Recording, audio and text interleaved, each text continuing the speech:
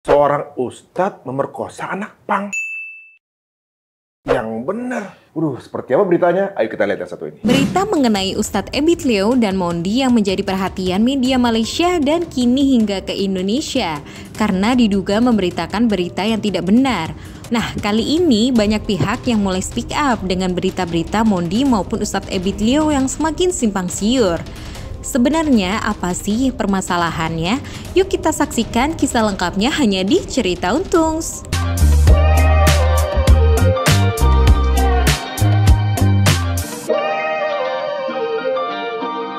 Assalamualaikum warahmatullahi wabarakatuh, teman-teman semuanya yang cukup heboh di TikTok. Ini luar biasa ya, karena qadarullah yang terkait adalah orang yang saya juga pernah ketemu dan juga kenal gitu ya. Seorang ustadz, yaitu Ustadz Ebit Leo yang sudah masyhur dengan cara pergerakannya menjamah teman-teman yang ada di jalanan. Dan juga Mondi, seorang punkers yang terakhir waktu episode sini beliau sudah berhijab dan juga berhijrah. Tapi dari cuplikan berita yang viral barusan kita lihat, ini sepertinya ada satu keadaan yang berbeda nih, sesuatu yang baru gitu ya. Bagaimana tiba-tiba Mondi muncul di salah satu podcast dan menceritakan sesuatu yang terdengar seperti tuduhan cukup serius. Nah, tentunya juga kita nggak bisa berprasangka atau juga menjudge sesuatu hanya dari satu postingan singkat atau juga kita cuma lihat potongan berita atau gimana. Kayaknya kebetulan hari ini saya mengajak beberapa orang-orang dekat Mondi yang mungkin mereka lebih paham Mondi lah dibanding saya gitu ya. Saya mungkin akan kenalin satu-satu ya. Yang pertama itu Bang Jet sebagai ketua Pang Hidayah. Pang Hidayah itu di mana? Di pusat di Tangerang. Di pusat Tangerang. Dan juga Bang Ipai. Bang Ipai. Wakil ketua Pang Pang Hidayah. Nah, yang sebelahnya nih yang angker nih, siapa namanya? Bang Belo. Bang Belo. Anggota dari Pang Hidayah. Anggota Pang Hidayah dan beliau juga adalah mantan suami dari Mondi Tata. Alhamdulillah sekarang sudah ada kontak kita dengan Ustadz Dery Sulaiman. Ya. Alhamdulillah beliau dalam proses Mondi ketika dikenalkan dengan Ustadz Ebit Leo, kemudian prosesnya kemudian ke Malaysia dan berubah berhijab segala macam. Itu ada beliau di proses ini. Nah kemudian ketika ada berita terbaru, beliau juga jadi ikut serta dalam mengklarifikasi ini gitu. Makanya kita tanya langsung sama Ustadz Dery. Assalamualaikum Ustadz. Assalamualaikum. Ustadz, apa kabar semua? Alhamdulillah. Alhamdulillah. Hidayah ya? Iya. Insyaallah. Bang Hidayah, antum mau tahu ya Bang Hidayah ini anak-anak pang di Tangerang tapi bikin pengajian nih. Masya Allah. Semoga Allah beri semua hidayah, amin. Amin. Nah, Ustadz kan lihat waktu itu membersamai prosesnya ya. Membersamai prosesnya gitu. Dan Ustadz juga udah mengenal Ebit Leo sebelumnya kan? Dari tahun 2014. Pernah ada berita seperti ini sebelumnya belum? Nggak ada. Nah, kemudian treatment Ustadz Ebit dengan Mondi yang Ustadz tahu apa aja tuh? Maksudnya kemudian kan diberikan modal kemudian. Jadi bismillahirrahmanirrahim Bang Ari, sebetulnya saya sudah bilang kemarin di live Instagram bersama teman-teman Pang Hidayah. Setelah klarifikasi nomor itu asli, saya akan close untuk berbicara tentang ini di sosial media. Ini via Zoom dan saya pun mau menjelaskan sedikit saja tentang keterlibatan saya dengan kasus ini. Nah, jadi sebetulnya yang menelpon saya pertama kali itu ya Mondi dari Malaysia. Dia telepon saya pakai nomor dia. Saya pikir dia yang mau ngomong. Ternyata ada orang laki-laki yang tidak pernah saya kenal, nggak tahu namanya siapa. Tiba-tiba tanpa perkenalan diri, dia cuma Mondi bilang ini ada yang mau bicara. Siapa namanya? Saya malas sebut namanya. Jadi dia bilang dia mau ngomong. Langsung dia tanya begini itu pertanyaannya. Ustadz, ada di video coba itu. Bagaimana bila ada anak perempuan Ustadz? Saya berjanji akan jaga dia. Kemudian saya sentuh dia tanpa izin. Apakah itu jenayah seksual? Pertama, saya nggak ngerti jenayah itu apa. Ternyata jenayah itu kan pelecehan kan. Karena itu memang bahasa mereka, bukan bahasa kita kan. Terus pertanyaannya sudah salah. Dia tanya mana mungkin saya punya anak perempuan saya titip kepada laki-laki yang bukan mahram. Ya, kecuali kepada suaminya kan. Jelas saya jawab wallahu alam. Ini pertanyaan tentang siapa ya? Tentang Ebit Liu. Panjang itu pertanyaannya, tapi dia cut dan dia framing negatif. Seakan-akan saya ini pendukung pelecehan seksual. Ketika saya sudah mulai yakin kalau itu chat asli, karena nomornya berbeda dengan nomor yang ditunjukkan di orang Malaysia itu kan. Jadi saya post lah gitu, karena dia bilang nanti kalau kamu bisa ini, dia tantang lah, tapi saya bukan mau cari uang itu, nggak ada apa-apanya uang yang dia tawarkan. Itu juga bukan orang nggak punya duit kan. Jadi saya bilang, saya lihat kan ini chatnya. Tapi itu jadi persoalan. Sampai saya ditelepon sama teman saya, salah satu orang penting lah di Malaysia. Tak usah dilayan Ustadz, banyak fitnah, banyak ini semua. Ahsan Ustadz, hapus saja. Dihapus saja lah konten-konten itu. Tak usah direspon. Ya, biarkanlah aparat kepolisian yang akan mengurus itu. Jadi aku hapuslah postingan itu sampai saya menunggu live dari Bang Z dan tim Hidayah. Sampai situ aku close Bang. Aku nggak mau lagi mengurus persoalan ini. Aku udah bilang sama yang bersangkutan minta maaf karena anak ini lagi ngelukis Bang, lagi menyelesaikan Al-Quran 30 juz. Terus juga mencari nafkah dengan live TikTok. Sekarang gara-gara kasus ini, Ana nggak bisa live, Bang. Kalau Ana live, itu buzzernya datang caci maki Ana terus. Ana nggak jadi jualan. Kayak tadi, Ana di Instagram malah caci maki semua, malah nggak jadi jualan. Jadi Ana rasa, Bang, ini kasus ini sangat mengganggu. Dan juga, kita harus jelaskan di obrolan ini.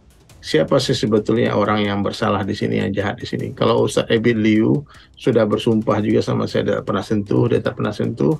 Dia justru tak punya nomor, Mondi pun tak punya. Mondi tak pernah telepon Ustadz Ebit, dia menelpon melalui perantaraan dari PA-nya Ustadz Ebit.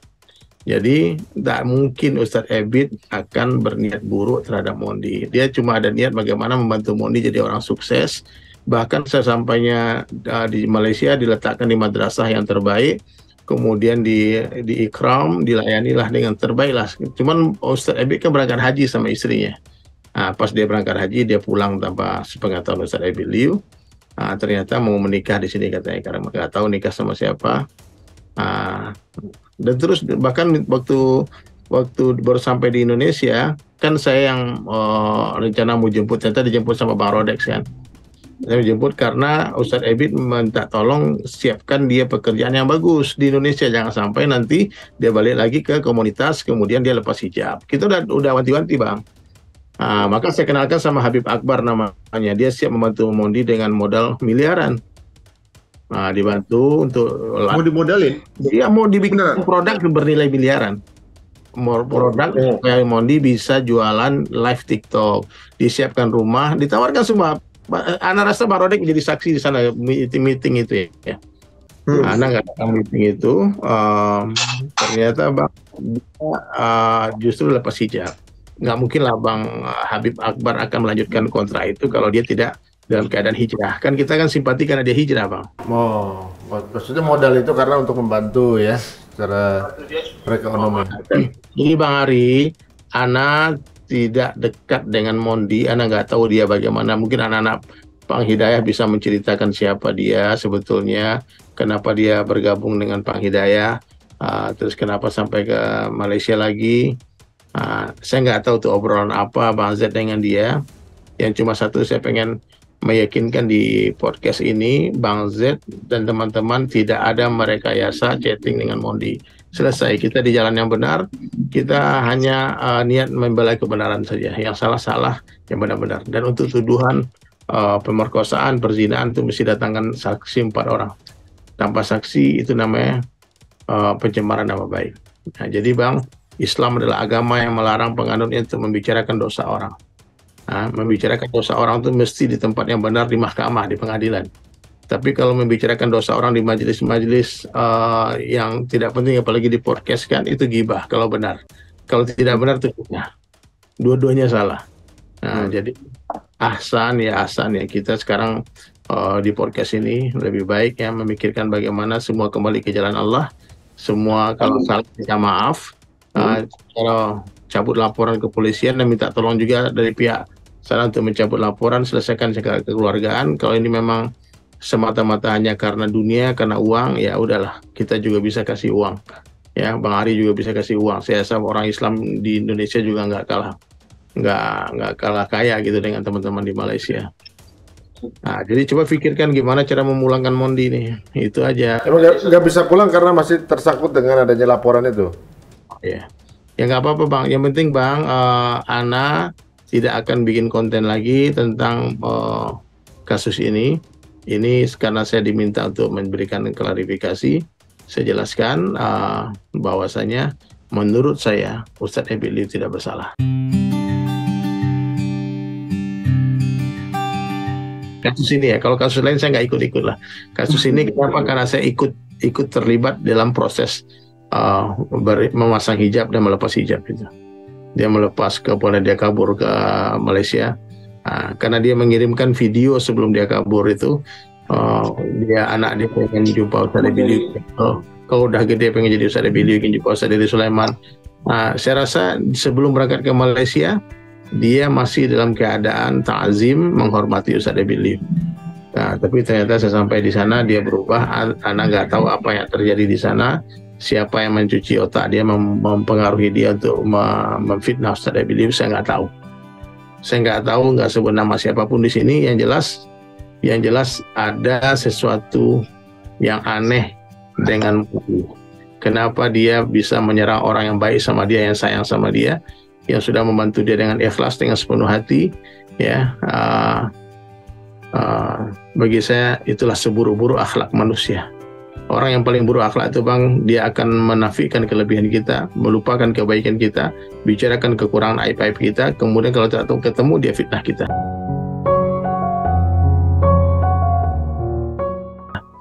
Nah, dan orang yang busuk hatinya adalah orang yang ketika tidak mampu menjatuhkan orang seorang diri, maka dia akan hasut dan akan pengaruhi orang untuk membenci kita. Maka semua yang menontonkan podcast ini jadilah orang baik saja. Kalau ada benar sama kita, doakan ampunan untuk dia dari Allah. Sebelum tidur doa sama Allah, ya Allah, aku memaafkan semua orang yang menzalimiku, tolong ampunkan dosa mereka. Itu Bang. Terima kasih banyak Bang udah menginvite saya di sini, teman Pang Hidayah. Katakan yang benar itu benar, yang salah itu salah. Ya. Berikan bukti-bukti yang benar kalau nomor itu benar adanya nomornya Mondi. Jadi jangan sampai terjadi fitnah lagi seakan-akan ada orang Malaysia yang men-chatting nomor itu tanpa sepengetahuan Mondi. Tolong di cross check lagi Bang. Jangan sampai kita yang salah. Nauzubillah min dzalik. Ya, ini Bang Jet juga sudah bilang bahwa memang itu benar nomornya, karena kalau salah berarti Bang Jet yang dianggap berbohong kan. Jadi ini kan Bang Jet di sini untuk membuktikan. Tidak gitu Bang Ari, bukan berarti, bisa jadi bukan Bang Jet juga, bisa jadi ada orang yang memegang nomor itu yang akan dicurigai dan sebagainya. Enggak. Ya, karena saya masih telepon ya, by phone, terus video call juga itu disaksikan. Bang Ipai selaku wakil, ada Dewan Pembina Bang Rodek, ada seksi perlengkapan kita, itu di malam Rabu, tepatnya Rabu Wakasan. Posisi di sana? Posisi di Gondrong Petir, Tangerang. Enggak, maksudnya Modinya di sana. Dan ada dua sosok laki-laki ya, yang menjaga dia, itu mengaku Interpol. Lalu juga satu itu juga yang disebut bodyguard. Saya ingin didatangkan ke Malaysia besok. Bang Jet itu mau ditarik juga jadi saksi sepertinya. Ini tambah runyam nanti nih. Dan satu juga ini kami hadirkan Bang Belo juga. Beliau sama ingin dihadirkan di sana. Oh iya, diminta juga untuk Malaysia. Diminta juga untuk Malaysia. Nah, kalau saya konteksnya di sini, saya datang ke Malaysia untuk apa? Ya kan? Sedangkan saya punya keluarga, punya istri, punya anak, dan saya juga punya kerjaan, ya kan? Nah, sedangkan ke Malaysia, lalu kerjaan saya tinggal, ya kan? Kebutuhan, lalu bagaimana? Keluarga siapa yang nanggung Jakarta kan gitu? Harus ada penjelasan dulu dong, gitu kan, Bang Ari. Kalau saya sih disuruh ke sana emang buat nemenin dia, cuman seminggu aja gitu buat nemenin dia di sana. Dia bilang saya nggak ada hak, nggak ada hak suaminya. Seperti yang tadi saya tunjukkan juga, Itu ya, Bang Ari ya. Di chattingan sama istri saya ya. Istri saya bahwa Mondi itu ingin pulang ke Indonesia tapi tertahan, gitu kan. Bahkan terakhir juga masih komunikasi sama istri saya, masih komunikasi, ya kan. Di sana dipersulit untuk pulang, gitu. Ya, maaf sama saya juga dia bilang waktu habis video call itu besok mau pulang, nanti ya rencana kita mau di airport. Di sini hitung sekitar saya lihat tanggalnya, rinciannya itu dikirim tadi. Entar dulu ada 2 hari yang lalu. 2 hari yang lalu Mondi juga pengen pulang teh, ya kan? Maaf Bang Ali. Oh ini ada WhatsApp-nya Ustaz. Iya. 2 hari yang lalu. Ya, Saya bacain ya, Mondi juga pengen pulang teh, tapi di sini ditahan. Tadi telepon teh Mondi matiin. Ya, itu ada tim. Ada tim datang 2 orang, Ada yang datang. langsung dimatiin handphone ya. Itu dengan nomor yang sama yang kemarin saya berikan ke Ustadz dari Sulaiman, Ustadz gitu. Itu nomor yang sama. Nomor yang sama dan suara yang sama. Bahkan ada satu voice note ya, VN yang suara yang sama dengan nomor yang sama gitu. Ya, sebelum memang saya kemarin itu milad ya. Voice note mana voice note-nya? Nah, Ada. ini kita dengarkan ya. Nah, ini nanti sebentar. Ustaz belum dengar Ustaz? Dengar-dengar abang ulang tahun emang besok. Coba dari awal lagi deh. Bikin surprise yuk. Nah, itu chattingan sama istri saya. Dengar-dengar abang ulang tahun emang besok. Nomor yang sama. Bikin surprise yuk. Yuk. Kita kerjain, kita ceplokin. Kita lempar pakai telur, marah kagak ya? Itu chat ke istrinya Bang Z. Iya, karena dengan nomor yang itu. Dengan dengan nomor nomor yang itu dengan nomor sama. Karena Mondi juga dekat sama istri saya. Gitu, Bang. Tapi kok dia menyangkal bahwasannya bukan dia yang ngecil. Wallahu a'lam bishawab. Iya. Ya. Kita tidak tahu ya. Ya, Dia benar, bisa benar. menyangkal itu. Ya. Kira-kira gimana deh? Bang. Kalau orang sudah berbohong sekali, dia akan berbohong terus seterusnya, Bang. Jadi susah, Bang. Jadi makanya anak udahlah angkat tangan aja, yang jelas bukti-bukti ini kerahkan semua. Nanti bisa jadi mungkin juga ada tadi kata teman-teman di Malaysia ada kepolisian yang mau ke sini mungkin. Kalau kita nggak ke sana, dia akan mengumpulkan bukti-bukti dari kita di sini.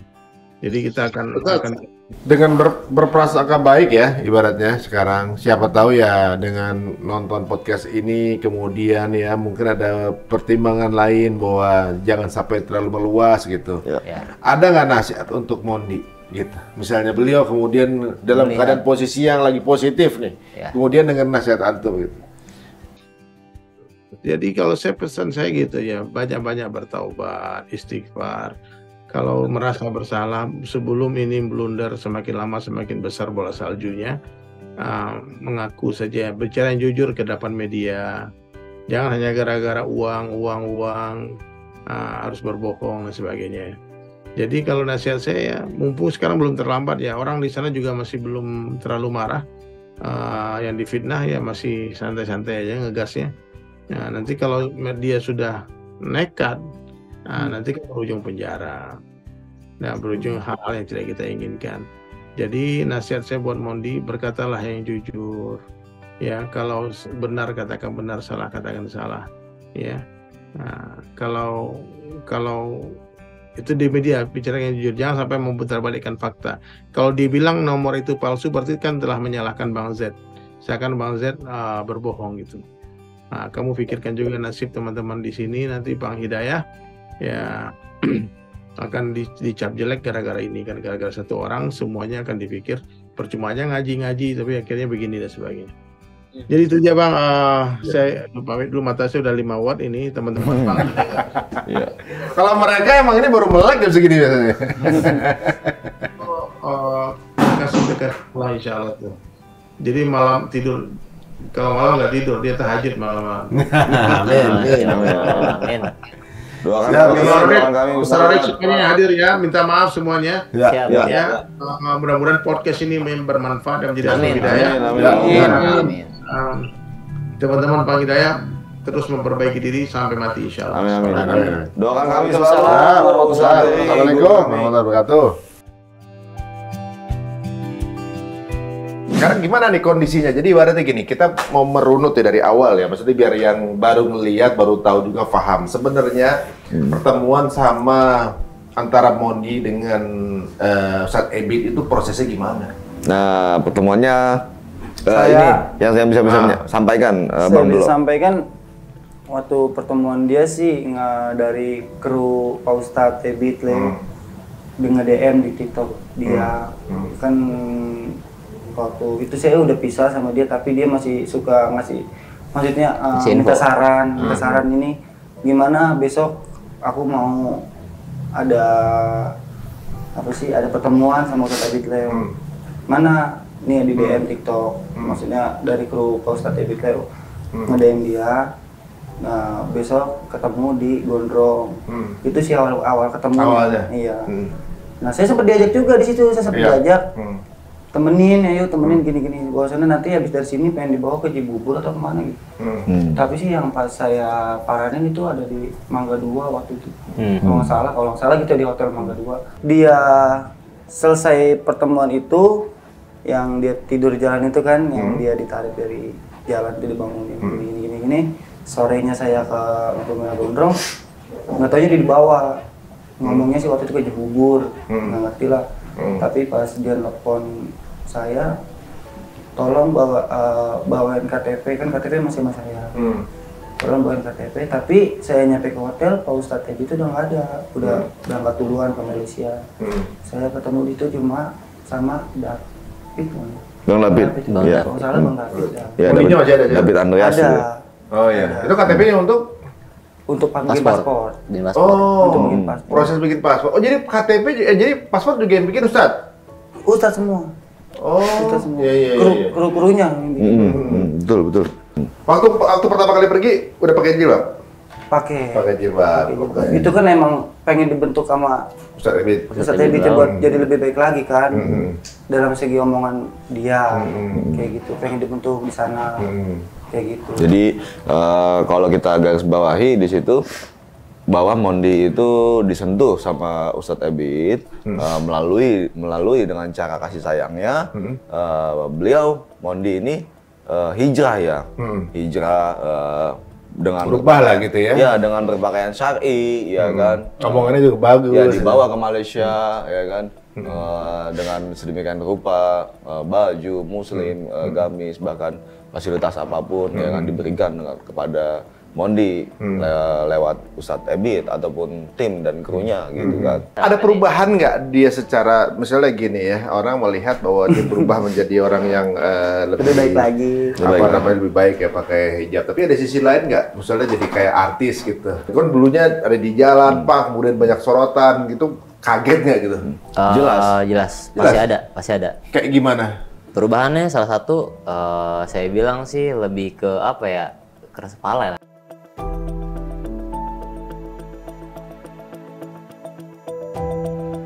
Mungkin ya, karena dia ngerasa punya power.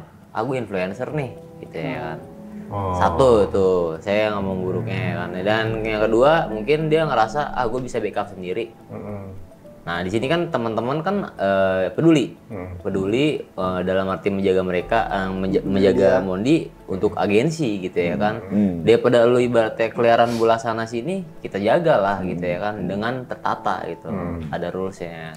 Bahkan kami juga punya koneksi yaitu salah satu ustazah terkenal juga ya. Kita sebut itu Ustazah Ramania Idrus.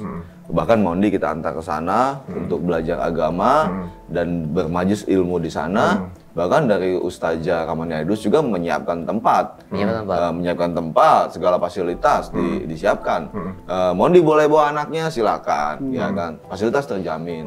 Dan Tanggung lah. Iya, dan Mondi tidak Sekalian mau. gitu ya. Mondi tidak mau. Oh, nggak mau? Nggak mau dan memilih untuk berwirausaha gitu dengan usaha angkringan gitu. Jadi konteksnya hijrah itu ya maaf lah ya, jadi hadiah. itu yang kita selalu tekankan ke masyarakat umum. Kita tuh hijrah bukan mencari hadiah, tapi nyari istiqomah. nah itu ya kan. Sampai juga salah satu Ustadz dari Sulaiman ya. Ustadz dari Sulaiman itu sangat peduli banget ya akan Mondi. Karena Ustadz Ebit Liu juga hubungannya baik dengan Ustadz Dery. Biar bagaimana Mondi ini terarah dan terbina dengan baik. Didatangkanlah sosok Habib Akbar pada saat itu. Dan saya dengan Babe Rodek selaku Ustadz Omad di Dewan Pembina kita Pang Hidayah, di situ kita ikut meeting dan ikut rapat bahwa Mondi akan diberikan satu produk dengan brand Mondi sendiri. Produk itu juga produk parfum ya kan, dengan konsep dan aturan yang mungkin Habib Bahar punya. Habib tersebut jelas memiliki aturan ya kan, tapi itu juga tidak terrealisasi dengan baik. Ada beberapa yang saya sangat sesalkan ketika statement Mondi buat statement dia sudah izin kepada ketua PANG. Nah, harusnya dia sebut itu ketua PANG Hidayah. Di sini kan kita buat wadah pengajian PANG Hidayah gitu ya kan. Karena dengan statementnya Mondi dengan ketua PANG itu kan jadi hingar-bingar masyarakat umum, teman-teman kami yang di komunitas ya kan, sampai ada ngomong, gue mau daftar dong jadi anak PANG. Sejak kapan? Apa nih? Sejak kapan? Jadi yang dicari itu ya ini. Nah, jadi yang dipertanyakan ini. Kita mau meluruskan juga di sini ya. Iya. Bisa pakai formulir, bisa keluarin. Iya.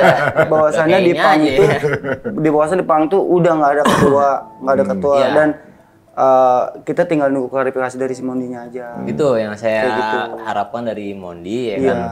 Bahwasannya dia tinggal ngomong, iya saya salah ngomong di situ atau gimana. Salah gitu ya. Intinya klarifikasi dari dia aja, soalnya ini mencakup satu Nusantara komunitas. Bukan satu Nusantara lagi. Iya, sampai keluar Malaysia, internasional. Karena PANG itu bukan cuma di Indonesia doang. Betul. Ada di negeri jiran, di mana-mana pun ada gitu ya kan. Karena memang basic ya PANG itu tidak ada, ibaratnya ketua hierarki tidak ada. Tidak ada. Juga saya pengen ngomong juga tentang Mondi ya. Salah satunya gini. Ketika dia ngomongin soal PANG itu, tolonglah atribut segala macam lepas, ya kan? Karena gini, yang jadi kena impactnya, dampaknya itu bukan dia doang, orang-orang di sekitar mereka yang di jalan, ya kan? Termasuk teman-teman PANGS. Iya, yang di jalan ya kan, yang di jalan, yang punya usaha segala macam kena impactnya, kena dampaknya. Di situ saya menegaskan lagi kepada Mondi, ya kan. Cuman karena kemarin ya tambahan juga ya, karena kalau di kami itu bahwa seragam ya. Ketika lu udah berdandan gaya atribut PANG, ya itu seragam nasionalisme PANG. Tapi hubungan kalian ini sejak Mondi udah mulai pakai hijab segala macam, hubungannya tambah dekat apa makin menjauh atau gimana? Tetap baik. Justru dia malah makin klop ke PANG Hidayah ini. Kalau nggak salah 2 minggu episode kita tayang ya, 2 minggu atau 3 minggu gitu ya. Kemudian banyak yang nge-tag mengenai perubahan Mondi kan. Iya. Wah, Mondi sekarang begini, apa namanya, udah nggak pakai lagi gitu. Kita menyikapinya sih santai aja.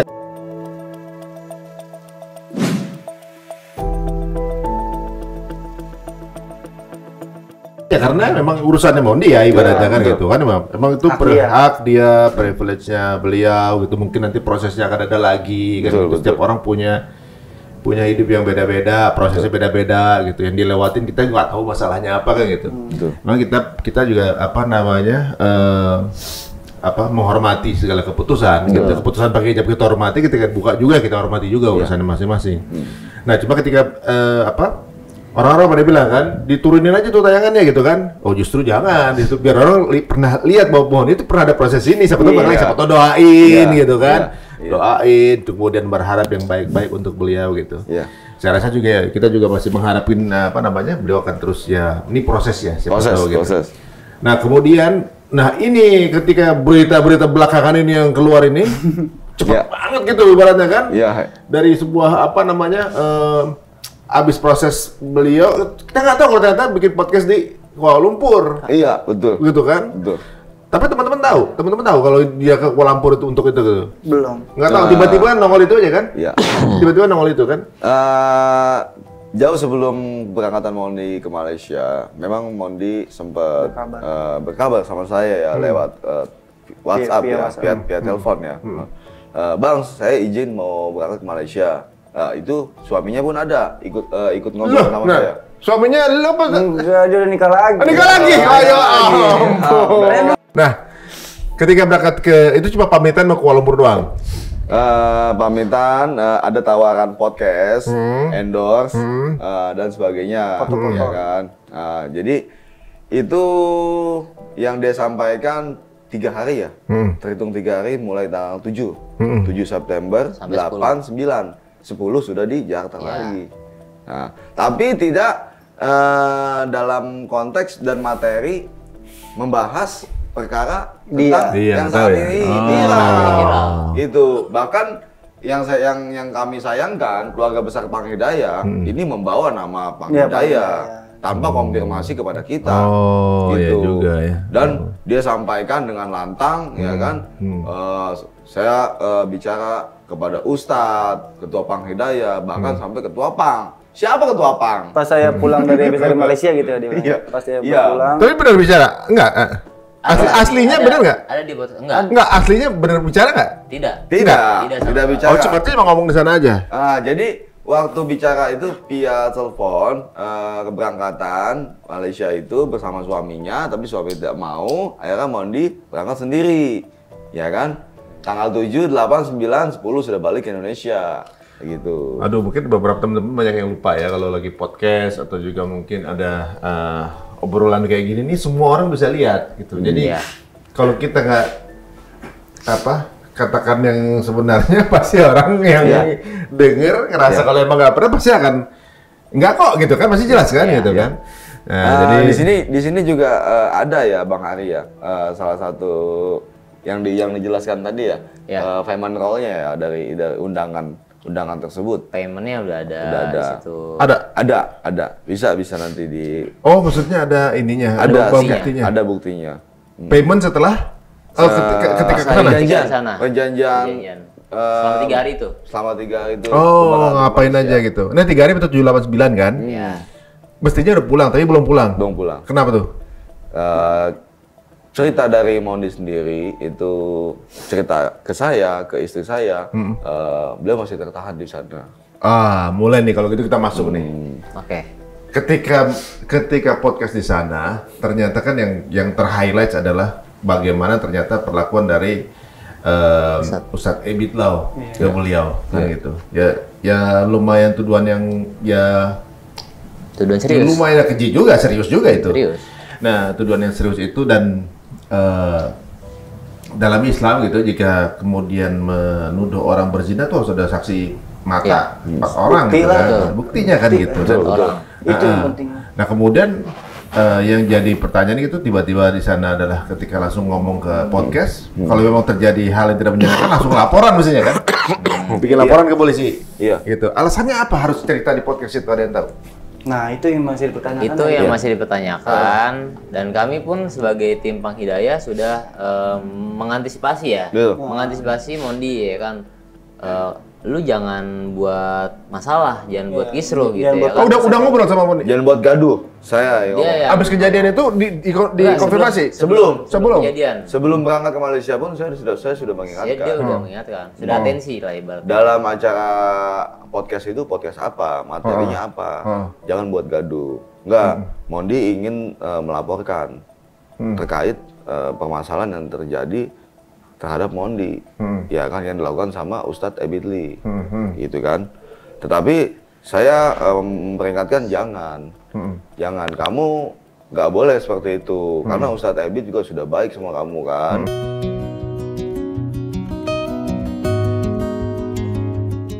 Sudah baik dengan Mondi, ya kan.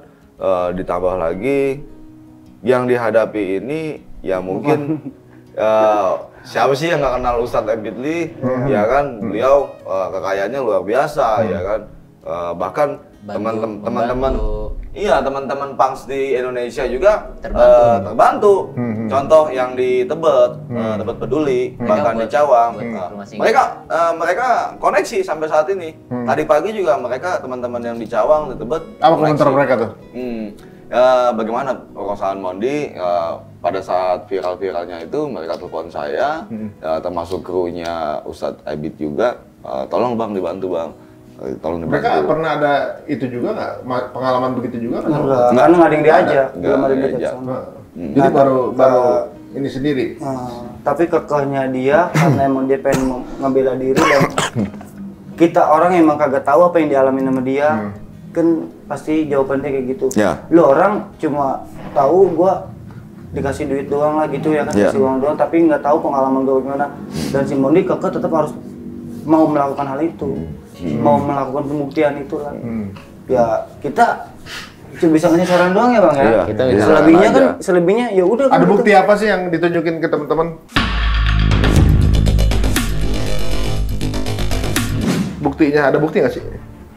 Untuk apa? Untuk pelecehan atau dari apa? Tuduhan itu? Tuduhan itu tidak ada. Kalau bukti ya nggak ada, bukti dari pihak mereka lah. Dari agensi mereka yang di Malaysia. Tapi mau bilangnya ada bukti? Bilangnya sih ada buktinya, tapi kita sampai saat ini tidak dikasih tahu. Tapi kalau sejauh ini yang diceritain sama Mondi, kebaikan Ustadz Abid itu apa aja? Ya, banyak banget. Banyak banget. Ya kayak dia minta modal buat usaha, dia minta tiap bulanan ada, dia minta beliin motor apa segala macam. Oh dibeliin? Ada. Alhamdulillah. Bulannya dikasih? Bulan dikasih. Alhamdulillah. Kasih. Sebelum kejadian Betul. iya. Sebelum dia ke KL pun dikasih sebenarnya. Dikasih. Nah, terus? Ya begini.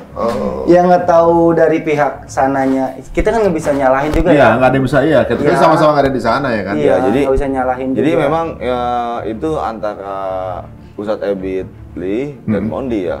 Ya kan kita kan nggak tahu ya. Selebihnya itu ya Allah alam bisa ya. Gitu.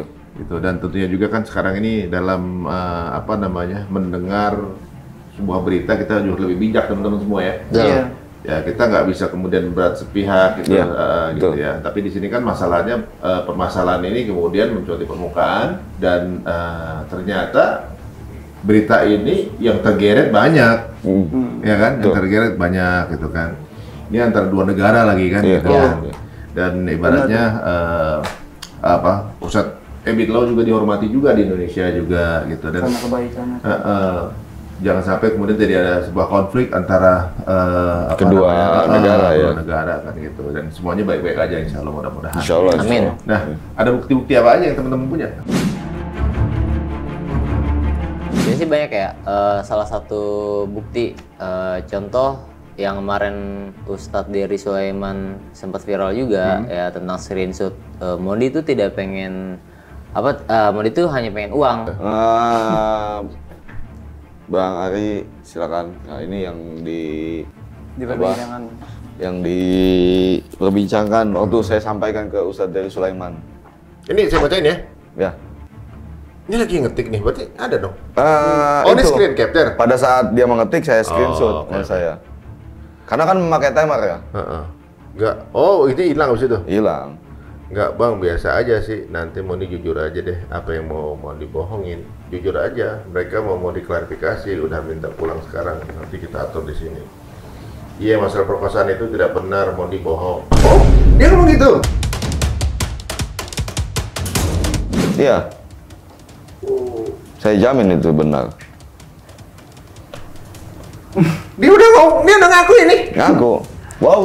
Wallahi. Ini pegang-pegang juga Mondi bohong. Sebenarnya nggak ada kayak gitu. Mondi cuma pengen uang doang. Hah? Dia ngaku gini ya? Iya. Tapi dari pihak Om Keprisnya bahwasannya ini bukan dia. Iya. Ya bukan Mondi yang ngechat. gitu. Ini cuma pekerjaan orang lain atau dari. Tapi ada videonya sih. Nah itu dari Bang Jack katanya di video call emang Mondi. Video call pada saat malam Rebo. Enggak, maksudnya di screenshotnya sambil jalan gitu. Ada, jadi mau ada. membuktikan bahwa ini benar-benar ting tuh masuk gitu. Ada. Nanti ada. Dan itu juga maaf Bang Ari digeser. Baik, yang digeser, yang geser. Iya. Ini juga ya sama.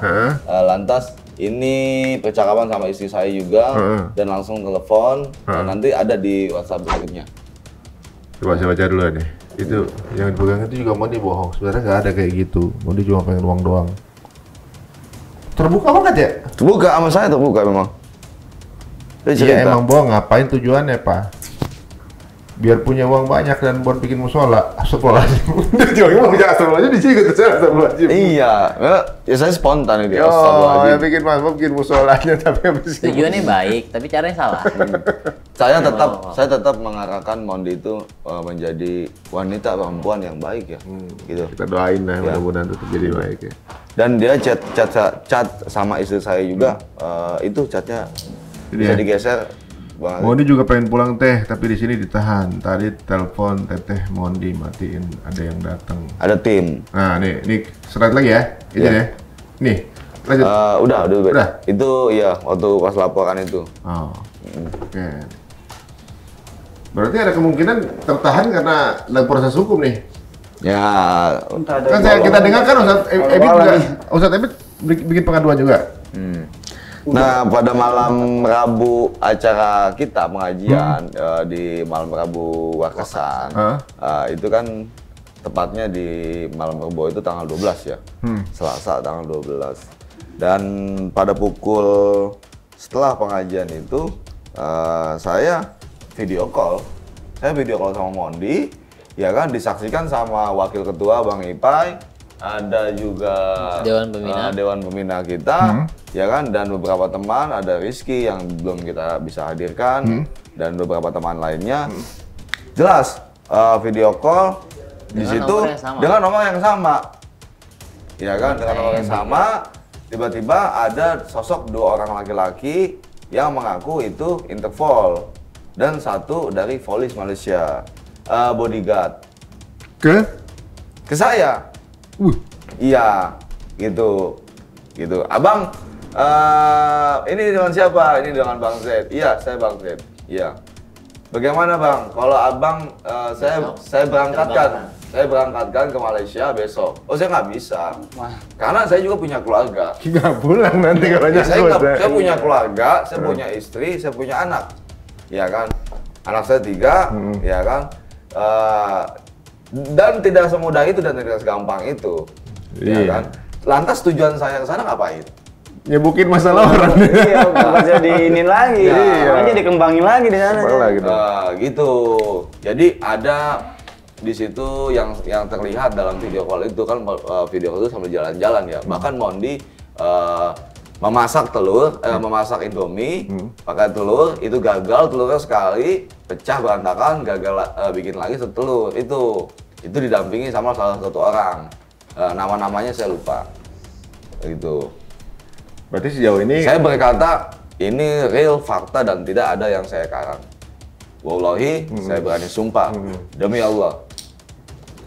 Jadi bukti screen cap ungkapan tadi pun Mondi nyangkal, apa timnya sana yang nyangkal atau gimana? Mondi pun menyangkal. Nah, kalau dinyangkal berarti yang maksudnya di sini bahwa Mondi bilang Bang Dit berbohong. Ya. Iya dong, berarti kayak gitu kan?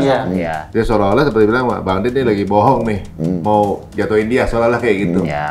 Ininya apa namanya, twistnya. Nah ini tentunya semuanya akan jadi barang bukti di ranah hukum, tentunya kan.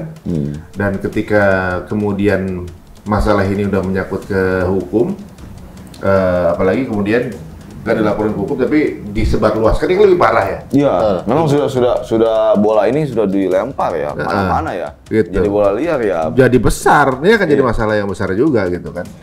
Kalau ternyata nggak terbukti akan menjadi masalah beliau di sana. Tapi kan kita gini, artinya memang Mondi juga bagian dari kami ya.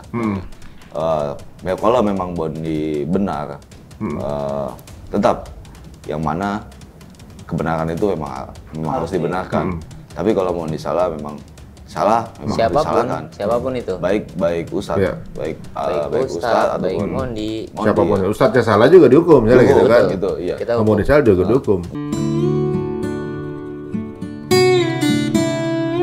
Jelas karena udah 2 berodek di sini dan juga teman-teman dan keluarganya, mudah-mudahan juga Mondi melihat bahwa ini ada ada kerinduan, kangenan dengan keluarga besar ini gitu. Sosok orang tua ya. Dan Babe ini termasuk yang membersamai untuk membuat mengusahakan proses ini bisa beres dengan cepat dan baik gitu. Mungkin Babe ada pesan ke Mondi? Mungkin lagi nonton sekarang? Assalamualaikum warahmatullahi wabarakatuh. Waalaikumsalam. Ya Bang Ari ya, selamat malam semuanya. Jadi ini merambah ke seluruh dunia ya. Makin panas ya, kemana-mana makin panas. Kita sangat prihatin ya, karena memang sampai malam hari ini ya terus bergulir. Banyak orang yang berusaha menyelamatkan untuk kepentingan masing-masing ya. Ada kelompok-kelompok yang berusaha menyelamatkan urusannya ya, padahal dia kagak peduli dengan urusan lain. Nah, Imam Syafi'i berkata bahwa jika aku keliru, tegurlah aku. Jangan di tempat keramaian. Ya. Itu cukup memberi gambaran bahwa jika terjadi apa-apa ya kita harus tabayun. Jangan sampai ini menjadi liar ya. Nah, kalau kemudian kepada orang biasa aja kita nggak boleh ya mengumbar aib ya. Ini ada apa kan? Ada pihak yang begitu semangat, ya kan, sampai mendatangkan, tentunya dengan biaya yang besar kan, menginap di hotel dan sebagainya ya kan. Itu kan juga ada yang tidak beres ya. Kemudian ini meledak ya apa yang dibicarakan di podcast itu. Nah, ini yang sama-sama kita saya berdiri, ada 2 pilihan ya. Kita ini hidup ini ada 2 pilihan. Kita mau berdiri di mana ya? Ada pihak kiri, ada pihak kanan, ya kan? Kita mau pilih jalan bersama orang-orang yang mendekatkan diri kepada Allah, atau orang-orang yang menjauh dari jalan Allah. Silakan pilih aja, pilih saja. Bang Hidayat dipanggil kemarin karena kasus dia. Iya kan? Ada masalah itu tetap. Ya, artinya yang mau dilakukan ya kagak lepas juga dari campur tangan Allah juga. Ini menjadi sampel, menjadi role model bagi anak-anak pang yang berhenti hijrah. Nah, kalau lu hijrah kemudian lu berhenti, lu kembali lagi ke pang, efeknya itu yang lu dapat tuh bakal kayak gitu tuh. Iya benar. Nah, siapapun anak pang yang nanti bakal hijrahlah secara total. Nggak harus istimewa. Nggak harus terkenal banget, enggak. Kalau kamu mau hijrah, ngumpet aja nggak apa-apa. Ngumpet aja ngumpet. Jalan terus. Iya, ngumpet. Apa yang kamu sudah lakukan dulu, ada tato, dulu ada video-video, buang udah kalau mau hijrah mah. Nah, nanti ada yang Allah berikan kemuliaan bagi orang-orang yang hijrah. Nah, kalau kamu hijrah, berdiri belum tetap, kemudian kamu udah terbuai, ini ain sebetulnya. Semakin banyak pujian sebetulnya bagi orang-orang yang tauhidnya imannya rendah, ini sebetulnya ain, penyakit. Orang-orang yang nggak sanggup menahan ain itu malapetaka ya, mati muda-muda, usahanya bangkrut, itu ain, tuh lara ain namanya.